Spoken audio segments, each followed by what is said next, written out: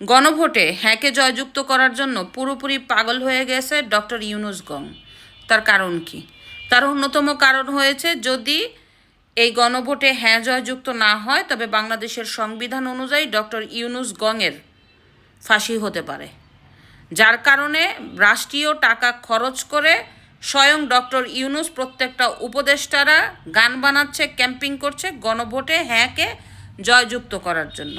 তো এখন মূল কথা হচ্ছে জনগণ কিভাবে দেখছে, জনগণ কি আরও ডক্টর ইউনূসের মিষ্টি মিষ্টি কথায় ভুলবে কি না। এখন ডক্টর ইউনূস বলছে সংস্কারের জন্য গণভোটে হ্যাঁকে জয়যুক্ত করুন, বাংলাদেশ সুন্দর করার জন্য গণভোটে হ্যাঁকে জয়যুক্ত করুন।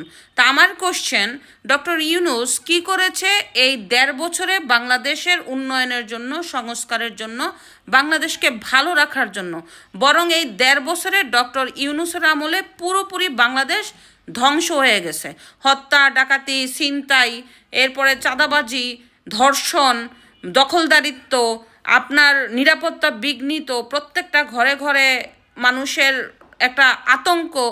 এই যে আতঙ্কের নামই কি সংস্কার?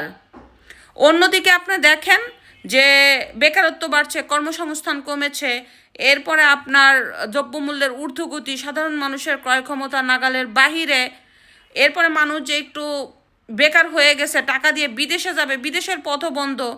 আমাদের পর্তুগালে অপমানের প্রতীক হিসাবে লেখে this is not Bangladesh. Nepal চায় না বাংলাদেশের মতো নেপাল হোক। শ্রীলঙ্কা বাংলাদেশিদের অনঅ্যারাইবল ভিসা দিতে চায় না।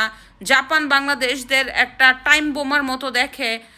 আমেরিকা বাংলাদেশিদের আপনার ভিসা বন্ড দিয়েছে। ৭৫টা দেশের মতো বাংলাদেশকেও নিষেধাজ্ঞা দিচ্ছে।